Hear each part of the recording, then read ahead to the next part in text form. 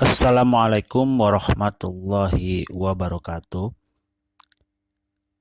Kembali kita kepada channel YouTube Tepat Sasaran. Nah, di sini kita akan berbicara mengenai bagaimana cara, tips, dan trik agar apa yang kita lakukan itu bisa tepat sasaran. Nah, nanti video-video lainnya akan menyusul, tapi untuk pertama yaitu kita akan melihat cara agar Anda bisa menjadi seorang YouTuber di tahun 2020. Nah, ini adalah volume 1. Nanti ada beberapa volume lagi yang akan menyusul. Baik, saya melihat ada banyak sekali orang mencoba peruntungan untuk menjadi seorang YouTuber. Nah, ini dengan banyak sekali tujuan masing-masing dan juga melihat fenomena bahwa YouTube bisa menghasilkan uang. Nah, semua orang bisa menjadi YouTuber. Ini masalah kreativitas dan keyakinan yang akan membuat setiap hasil orang akan berbeda-beda. Nah, jadi bisa dikatakan bahwa YouTube adalah platform yang bisa memberikan kita keuntungan. Tapi masalah kesuksesan adalah berbeda untuk setiap orang. Nah, ini nanti kita perlu punya cara agar channel YouTube kita atau bagaimana kita bisa survive dan kita bisa memperoleh keuntungan dari akun YouTube kita. Nah, jika Anda yakin Anda bisa menjadi sukses di sini, ayo sama-sama kita coba. Saya juga mencoba peruntungan saya di sini. Nah, seperti apa hasilnya nanti ya kita lihat deh saja. Nah, saat ini saya ingin berbagi dengan rekan-rekan semua tentang hasil riset yang sudah saya lakukan kepada YouTube yang dari luar negeri. Nah, mereka membagikan banyak sekali cara bagaimana untuk menjadi seorang YouTuber pemula. Nah, dalam video ini dan di video yang akan datang, saya akan rangkum semua yang sudah saya pelajari. Nah, ini sangat banyak sebenarnya, tapi ini sudah saya rangkum, sudah saya tulis, sudah saya membuat semacam outline tentang apa saja yang bisa kita gunakan. Nah, yang memang efektif digunakan untuk meningkatkan kemampuan kita untuk menjadi seorang YouTuber. Nah, ini akan menjadi bagian sharing saya kepada teman-teman dan kalau ini dianggap bermanfaat, silakan untuk diambil intisarinya. Baik, seperti yang saya sampaikan sebelumnya, saya melakukan riset dan mendengarkan beberapa nasihat dari YouTuber-YouTuber yang terkenal. Nah, beberapa poin yang saya peroleh dan akan saya yakin dapat membuat saya dan kita semua menjadi seorang YouTuber adalah dimulai dengan yang pertama adalah keberanian. Nah, keberanian untuk memulai adalah awal titik keberhasilan. Nah, proses pembelajaran awal seseorang untuk membuat dan menjadi seorang YouTuber sampai dengan berhasil akan sangat tergantung dari keberanian Anda untuk mulai bergerak. Nah, mungkin walaupun Anda sudah bergerak, tapi membutuhkan waktu yang lama, 1 tahun atau bahkan 1,5 tahun masih belum mencapai pada posisi yang Anda inginkan. Nah, namun itu adalah proses untuk mengupgrade diri Anda bahwa anggap saja waktu 1 tahun atau sampai dengan 1 tahun berikutnya adalah proses pembelajaran bahwa apapun yang Anda lakukan itu akan terus berkembang. Coba Anda lihat, mungkin ketika Anda memulai kualitas video atau kualitas konten yang Anda sajikan itu kurang bagus, tapi ketika Anda sudah mencapai pada posisi 1 tahun atau 1 tahun setengah, nah itu akan membaik secara kualitas. Nah itu adalah suatu gerakan. Ketika Anda sudah memulai, nah 1 tahun berikutnya itu baru akan berhasil, itu tidak masalah. Karena yang penting adalah bahwa Anda sudah berani untuk memulai. Nah, meskipun Anda punya banyak sekali video, tapi masih banyak sekali hal-hal yang perlu Anda pelajari. Nah, jadi kalau menurut saya itu kita santai saja bahwa apa yang kita laksanakan ya udah kita tetap upload dan sebagainya. Nah, ini karena adalah proses untuk berkembang. Nah, ini sambil kita mencari atau membuat semacam konsep dan ide terkait dengan konten-konten yang kita. Nah, Anda harus berani karena semua orang memiliki rentang waktu yang berbeda untuk berhasil. Mungkin ada yang 4 atau 5 video sudah berhasil. Namun banyak juga yang sudah mengupload banyak sekali video namun keberhasilan itu masih belum kelihatan. Nah, ini intinya adalah keberanian untuk memulai menjadi hal yang terpenting. Soal sukses bisa cepat atau lambat. kita berproses untuk itu. Nah, keberanian itu diciptakan dan ditimbulkan. Oke, kemudian kalau kita sudah berani untuk memulai, kita sudah berani untuk bergerak, selanjutnya apa yang akan kita lakukan dengan akun YouTube kita? Langkah selanjutnya adalah menyusun konsep. Bagaimanapun juga, keberanian yang muncul kalau tidak diikuti dengan konsep, maka hasilnya tidak akan maksimal. Anda harus memiliki konsep yang matang agar konten yang Anda bikin sesuai dengan siapa yang Anda targetkan. Anda harus melakukan riset mengenai konsep apa yang bisa Anda ciptakan dan kreasikan menjadi sebuah konten yang positif.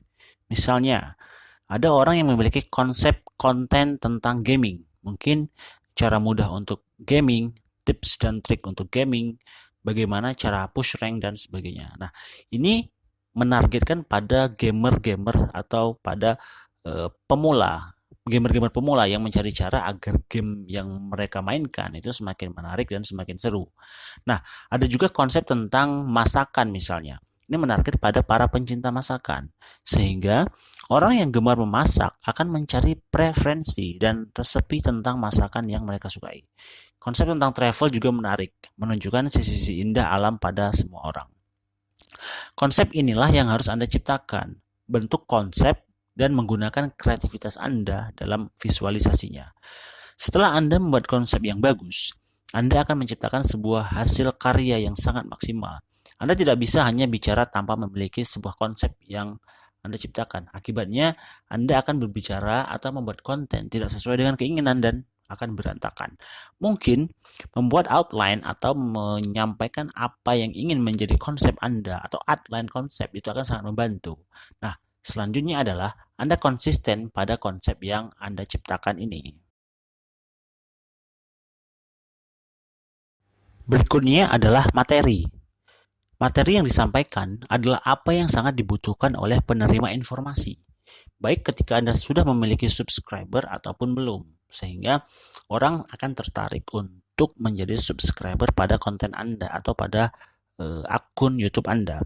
Ketika berbicara mengenai konsep makanan misalnya, apakah ulasan mengenai makanan sangat dibutuhkan oleh penonton?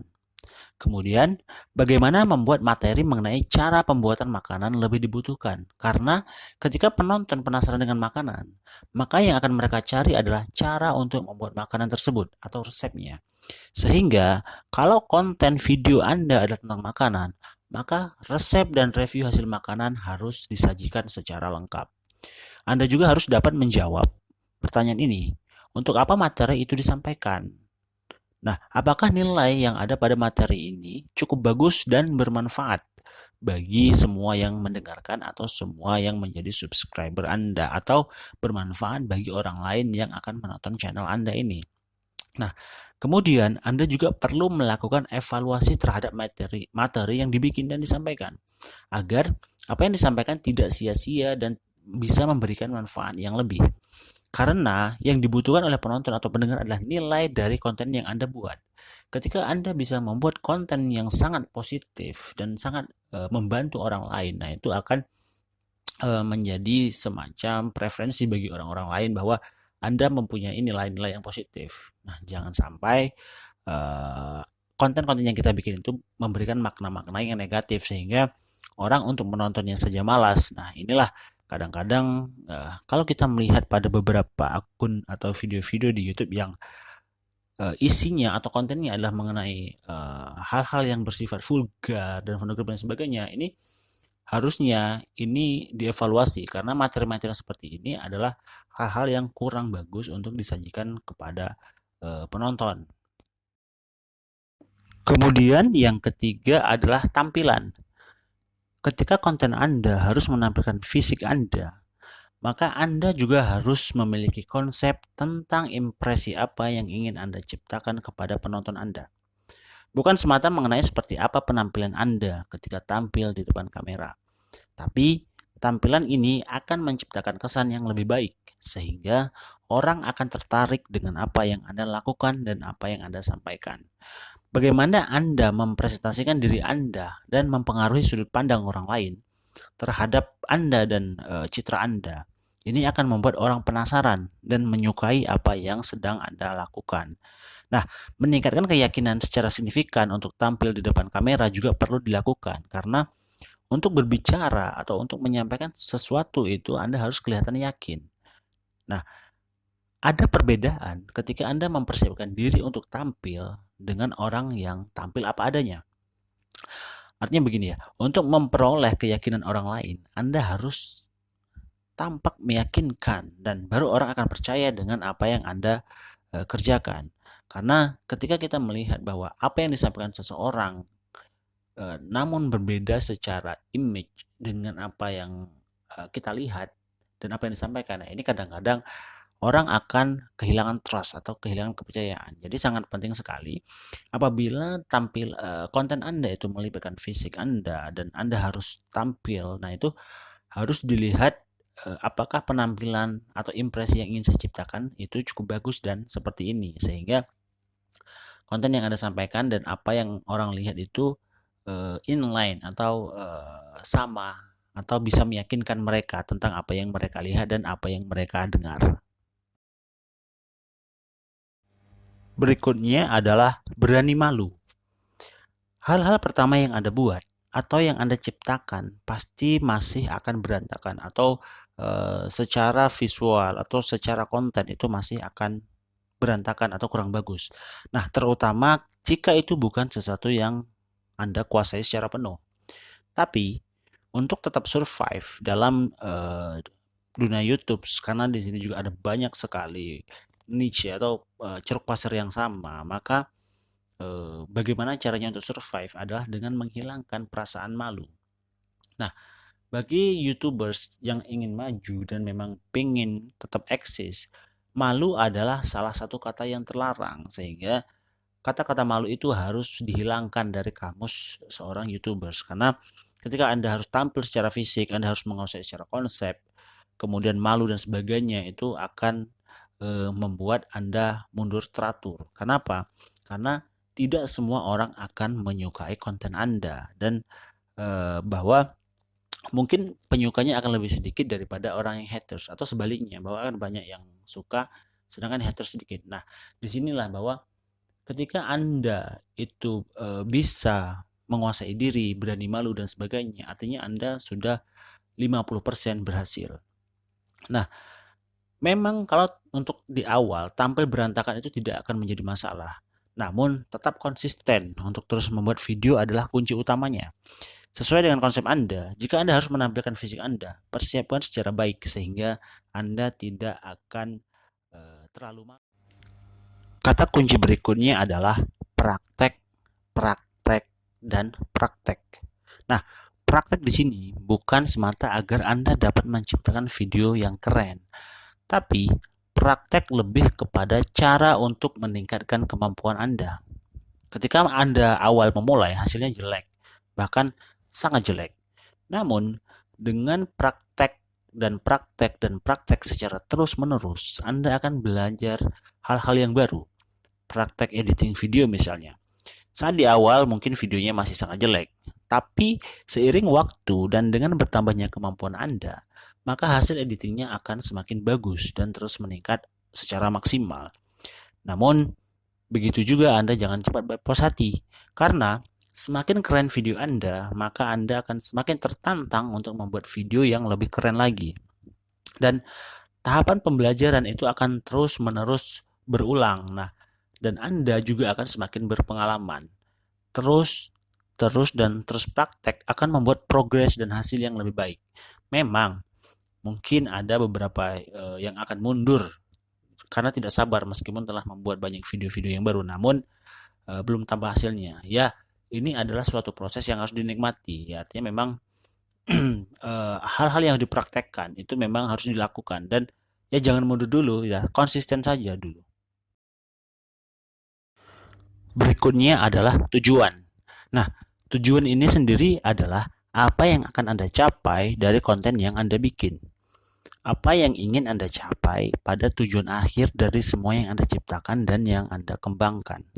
Apakah konten yang Anda ciptakan ini dapat membantu orang lain untuk sukses, membantu orang lain berjualan, untuk membuka wawasan orang lain, atau bahkan untuk menciptakan pikiran positif. Nah, apapun itu, Anda harus bisa menjawab pertanyaan tersebut. Apa tujuan dari konten yang Anda ciptakan dan yang Anda kembangkan? Mungkin Anda harus memiliki garis besar capaian yang ingin diperoleh dalam jangka waktu tertentu. Apakah dalam setahun misalnya, 2 tahun, 3 tahun, atau bahkan lebih. Secara mungkin jangka panjang dalam waktu 5 tahun. Nah, mungkin di situ Anda bisa membuat semacam guideline atau semacam panduan tentang gambaran apa yang akan menjadi tujuan Anda pada saat Anda sudah sukses untuk menjadi seorang YouTuber. Artinya ada kebermanfaatan dari tujuan Anda untuk menjadi seorang YouTuber itu. Apakah memang untuk membantu pada search engine optimizer, kemudian membantu orang lain ketika mereka untuk menjadi YouTuber baru, atau bagaimanapun caranya ini bermanfaat bagi orang lain. Nah, mungkin nanti di kolom komentar Anda bisa memberitahukan kepada kami apa yang ingin Anda capai dengan akun YouTube Anda.